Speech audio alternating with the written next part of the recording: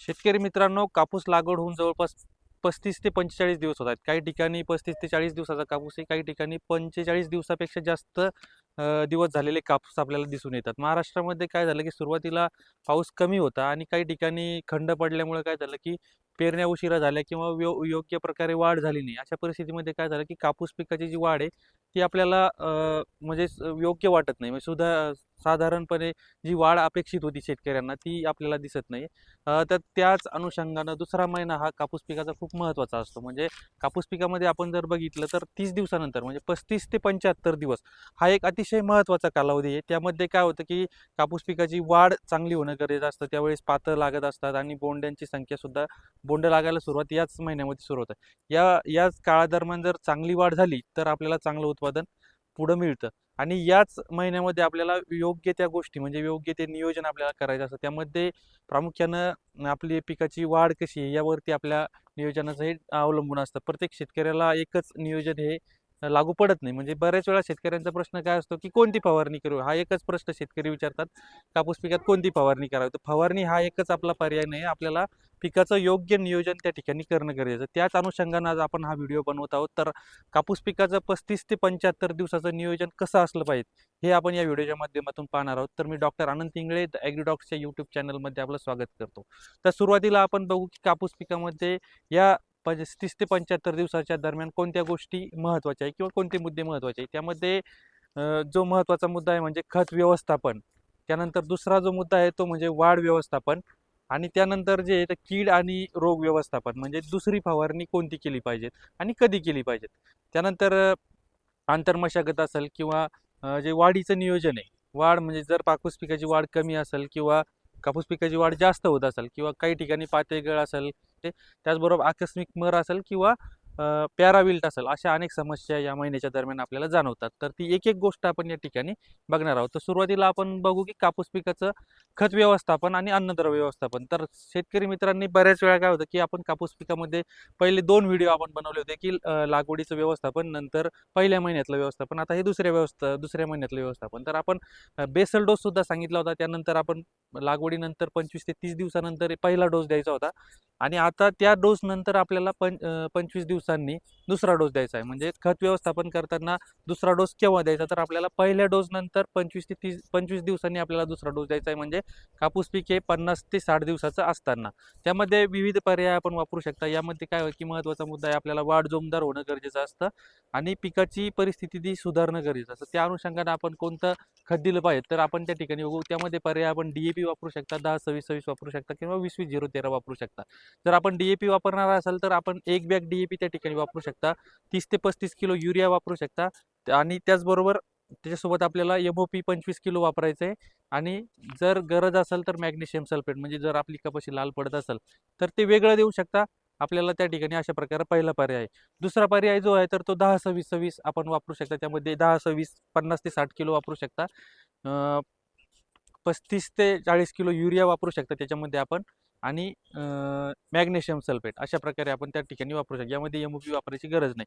तिसरा जो पर्याय आहे त्यामध्ये आपण 20-20-0-13 दीड बॅग त्यानंतर 25 ते 30 किलो युरिया आणि मॅग्नेशियम सल्फेट द्यायची गरज नाही. त्यासोबत आपण वॉटरचा सिंगल सुपर फॉस्फेटचा डोस त्या ठिकाणी जर आपल्याला स्फुरदचा डोस वाढवायचा असेल तर तो त्या ठिकाणी आपण वापरू शकतो. त्यानंतर तिसरा जो चौथा जो पर्याय आहे तो आहे 9-24-24. 9-24-24 आपण एक बॅग वापरू शकता. त्याबरोबर 30 ते 40 किलो युरिया आणि मॅग्नेशियम सल्फेट 10 किलो. अशा पद्धतीनं आपण 4 पर्याय या ठिकाणी सांगितले. कुठलाही एक पर्याय वापरू शकता. बरेच शेतकरी सिंगल सुपर फॉस्फेटचा वापर करतात. तर आपण युरिया, सिंगल सुपर फॉस्फेट आणि MOP याचंही कॉम्बिनेशन त्या ठिकाणी करू शकता. एक बॅग युरिया एक बॅग म्हणजे 40 ते 50 kilo urea, 2 bag single super phosphate आणि 25 किलो MOP अशा पद्धतीचाही डोस ते आपण त्या ठिकाणी देऊ शकता. त्यानंतर जो दुसरा महत्त्वाचा मुद्दा आहे तो म्हणजे कीड आणि रोग व्यवस्थापन. बऱ्याच वेळा काय होतं, की दुसऱ्या महिन्यामध्ये काय होतं, की रस शोषक किडींचा म्हणजे थ्रिप्स असेल किंवा पांढरी माशी असेल, या किडींचा मोठ्या प्रमाणावर प्रादुर्भाव आपल्या पिकामध्ये दिसतो. त्यानंतर आपल्याला पिकाचं जे आहे तर कोकडल्यासारखं आपल्याला दिसतं किंवा मावा, तुडतुडे असेल, अनेक रस शोषक किडींचा प्रादुर्भाव आपल्याला त्या ठिकाणी दिसून येतो. त्याचबरोबर काय होतं, की पातेगळ असेल किंवा बोंडगळ असेल याची संभाव्य परिस्थिती त्या ठिकाणी असते. त्याचबरोबर काय होतं, की वाढसुद्धा आपल्याला त्या ठिकाणी व्यवस्थित ठेवणं गरजेचं असतं. तर आपल्याला कोणती फवारणी करणं गरजेचं, तर कीड व्यवस्थापनासाठी एक कीटकनाशक घेणं गरजेचं आहे. त्यानंतर रोग व्यवस्थापनाच्या दृष्टीने आपल्याला प्रिव्हेंटिव्ह म्हणून बुरशीनाशकाची सुद्धा त्या ठिकाणी फवारणी करणं गरजेचं आहे. त्याचबरोबर वाढ व्यवस्थापनाच्या दृष्टीने जर आपल्या कापूस पिकाची वाढ कमी असेल तर विद्राव्य खत, आणि खूपच वाढीचा अडचण असेल तर त्या ठिकाणी एखादं टॉनिक आपण त्या ठिकाणी वापरू शकता, किंवा सूक्ष्म अन्नद्रव्याचा वापर आपण त्या ठिकाणी करू शकतो. तर आपण कीटकनाशकामध्ये कोणते कीटकनाशक वापरू शकतो ते आपण या ठिकाणी बघू. त्यामध्ये सुरुवातीला डायनेटोफ्युरान 20% एस जी हे 50 ते 60 ग्रॅम आपण प्रति एकर वापरू शकता. त्यामध्ये 5 ते 6 ग्रॅम प्रति पंप याप्रमाणे याचा वापर करायचा आहे. त्यानंतर डायफेनथ्युरान 50% WP हे आपण 250 ग्रॅम प्रति एकर म्हणजे 25 ग्रॅम प्रति पंप, 25 ते 30 ग्रॅम प्रति पंप आपण त्या ठिकाणी वापरू शकता. त्यानंतर फिप्रोनिल प्लस फ्लोनिकॅमाइड 160 ग्रॅम प्रति एकर किंवा 16 ग्रॅम प्रति पंप याप्रमाणे आपण याचा वापर करू शकतो. त्यानंतर पायरोप्रॉक्झिफेन प्लस डायफेनथ्युरॉन याचा वापर आपण 300 मिली प्रति एकर म्हणजे 30 मिली प्रति पंप याप्रमाणे करायचा आहे. त्यानंतर डायफेनथ्युरॉन प्लस ॲसिटामिप्राइड हे अतिशय म्हणजे प्रभावी आहे. खूप मोठ्या प्रमाणात जर अटॅक असेल तर याचा आपण त्या ठिकाणी वापर करू शकता. त्याचा 250 ग्रॅम प्रति पंप म्हणजे 25 ग्रॅमची याच्यामध्ये काय होतं की आपल्याला 250 ग्रॅमच्या पॅकेटमध्ये 10 पुड्या मिळतात. त्याचे 10 पंप आपण त्या ठिकाणी एका एकरमध्ये करायचे. यापैकी कुठलंही एक कीटकनाशक आपण त्या ठिकाणी वापरू शकतो. जर कीटकनाशकांचा जर वापर आपल्याला करायचा असेल तर जास्तीचे कॉम्बिनेशन आपल्याला त्या ठिकाणी करायचे. कुठलंही एकच कीटकनाशक आपल्याला चांगला परिणाम त्या ठिकाणी देऊ शकतं. त्यानंतर आपले बुरशीनाशकाचा जो पर्याय आहे तर तो आपण या ठिकाणी बघणार आहोत. त्यामध्ये ॲझोक्झिस्ट्रोबिन प्लस ट्युबॅकोनोझॉल हे 20 मिली प्रति पंप वापरायचं आहे आपल्याला.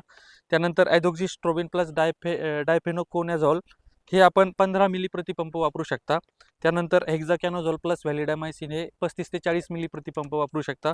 त्यानंतर ट्युबॅकोनोझॉल प्लस कॅप्टन याचा वापर आपण 25 ते 30 ग्रॅम करू शकता. त्याचबरोबर थायपनेट मिथाइल जे रोको म्हणून आपल्याला मार्केटमध्ये मिळतं ते 35 ग्रॅम 30 ते 35 ग्रॅम आपण त्या ठिकाणी वापर करू शकता. कुठलंही एक बुरशीनाशक त्या ठिकाणी आपल्याला वापरायचं आहे प्रिव्हेंटिव्ह मेजर म्हणून.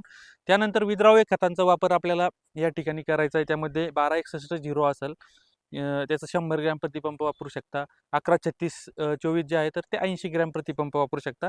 1340 असेल तर 100 ग्रॅम, 1030 असेल तर 80 ग्रॅम. या चारपैकी कुठलंही एक विद्राव्य खत आपल्याला त्या ठिकाणी वापरायचं. हे 3 कॉम्बिनेशन आपल्याला फिक्स घेणं गरजेचं आहे. त्यानंतर आपला जर म्हणजे कपाशी पिवळी पडली असेल किंवा काही ते पानं तांबूस किंवा लाल झाले असेल तर त्या ठिकाणी आपल्याला सूक्ष्म अन्नद्रव्य ग्रेड 2 जे आपल्याला मार्केटमध्ये मिळतं ते आपल्याला त्या ठिकाणी 25 ते 30 म्हणजे 30 ते 35 मिली आपल्याला त्या ठिकाणी वापरायचं आहे. किंवा मग टॉनिकचा आपल्याला त्या ठिकाणी वापर करायचा. टॉनिकमध्ये जर आपण बघितलं तर अॅमिनो ॲसिड किंवा सायटोकायनिन बेस्ड टॉनिक आपण कुठलंही त्या ठिकाणी वापरू शकता कोणत्याही कंपनीचं. अशा पद्धतीनं आपल्याला कापूस पिकामध्ये ही दुसरी फवारणी करणं गरजेचं आहे. कापूस पिकामध्ये फवारणी हा एक महत्त्वाचा मुद्दा नाही. फवारणी करताना आपल्याला काही गोष्टी लक्षात घेणं गरजेचं आहे की आपल्याला फवारणी कशासाठी करायची. कीड व्यवस्थापन, रोग व्यवस्थापन आणि वाढ व्यवस्थापन या तिन्ही गोष्टी आपल्याला त्या ठिकाणी कव्हर झाल्या पाहिजे. आणि जास्तीत जास्त बोंड लागण्यासाठी आपल्या कापूस पिकाची आताच वाढ होणं गरजेचं आहे. त्यानंतर काय होतं की महत्त्वाचा मुद्दा येतो की कापूस पिकामध्ये फवारणीसाठी योग्य प्रमाण, योग्य पद्धतीनं आणि योग्य वेळेत फवारणी होणं गरजेचं आहे. तर कापूस पिकाची दुसरी फवारणी कधी करायची, तर पहिल्या फवारणीनंतर 20 दिवसांनी. पहिली फवारणी आपण 25 दिवसाला सांगितली होती. त्यानंतर 20 दिवस म्हणजे 45 दिवसाला आपली फवारणी झाली पाहिजे. म्हणजे 40 ते 50 दिवसाच्या दरम्यान आपली दुसरी फवारणी होणं गरजेचं आहे. आणि तिसरी फवारणी सुद्धा कापूस पिकामध्ये अतिशय महत्त्वाची, ती त्यानंतर 15 ते 20 दिवसांनी म्हणजे 60 ते 65 दिवसाच्या दरम्यान आपली तिसरी फवारणी होणं गरजेचं आहे. आपण तिचाही व्हिडिओ बनवून आपल्याला नक्की शेअर करू. त्यानंतर जो महत्त्वाचा मुद्दा येतो म्हणजे वाढ व्यवस्थापन आणि वाढ नियंत्रण. म्हणजे कापूस पिकामध्ये बऱ्याच शेतकऱ्यांचा प्रश्न असतो की वाढ रोधक कधी वापरायचं किंवा वाढ व्यवस्थापन कशा पद्धतीने करायचं. कापूस पीक बऱ्याच वेळा काय होतं की HDPS पद्धतीनं किंवा सघन पद्धतीनं आपण लागवड करतो. त्यामध्ये आपल्याला काय करावं लागतं की आपल्याला वाढ व्यवस्थापन करणं खूप गरजेचं असतं. बऱ्याच वेळा काय होतं की वाढ व्यवस्थापन जर केलं नाही तर कापूस पीक दाटतं आणि त्या ठिकाणी आपल्याला चांगलं उत्पादन मिळत नाही. आपण कापूस क्रांती योजना बघितली असेल, त्यामध्ये 3 बाय अर्धा फूट किंवा 3 बाय 1 फूट अशा पद्धतीने लागवड करण्याची शिफारस केलेली आहे. बऱ्याच शेतकऱ्यांनी अशा पद्धतीने लागवड केलेली आहे. तर अशा पद्धतीमध्ये आपल्याला वाढ नियंत्रण करणं गरजेचं आहे. वाढ नियंत्रणासाठी आपण 2 गोष्टीचा वापर करू शकतो. आपण फांद्या कट करून किंवा शेंडा कट करून वाढ नियंत्रण करू शकतो, किंवा केमिकल जे रासायनिक वाढ रोधक वापरून त्या ठिकाणी नियंत्रण करू शकतो. तर फांदी कोणती कट करायची, तर आपल्याला कापूस पिकाची गळफांदी कट करणं गरजेचं आहे, ती 45 ते 50 दिवसाच्या दरम्यान.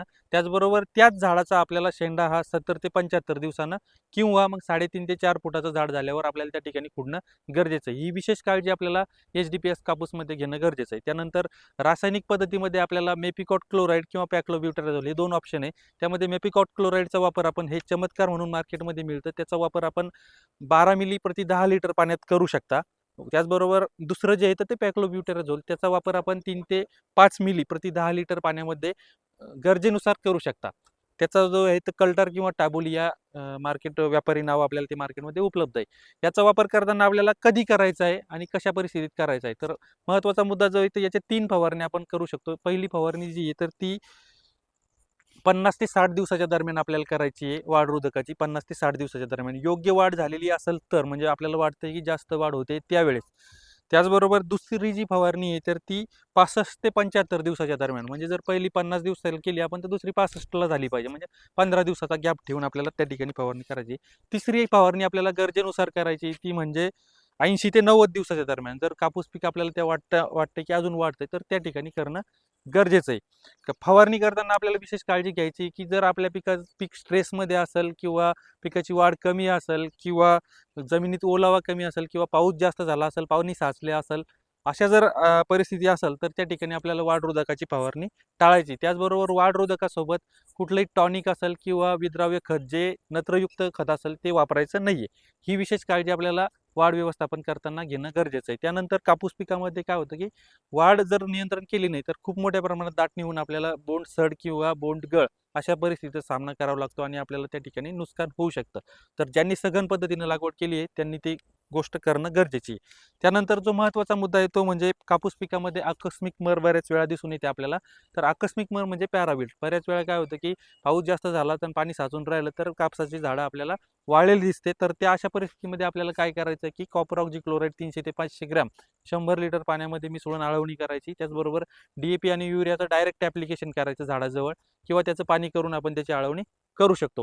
ह्या काही महत्त्वाच्या गोष्टी आपण कापूस पिकामध्ये बघितलेल्या. त्यामध्ये काय, खत व्यवस्थापन, कीड व्यवस्थापन आणि रोग व्यवस्थापनाच्या दृष्टीने दुसरी फवारणी कधी आणि कोणती करायची हेही बघितलेलं आहे आपण. त्यानंतर वाढ व्यवस्थापनामध्ये काय काय गोष्टी करायच्या आहे.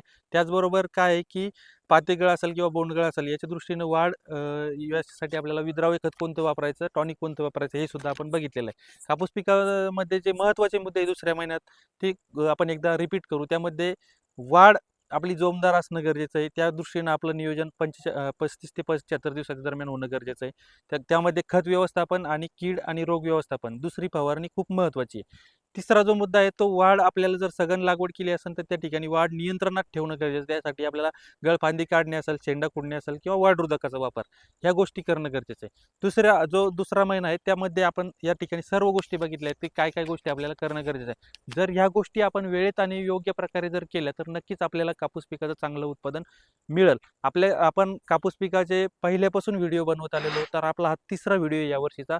अजूनही आपण व्हिडिओ बनवणार आहोत. धन्यवाद.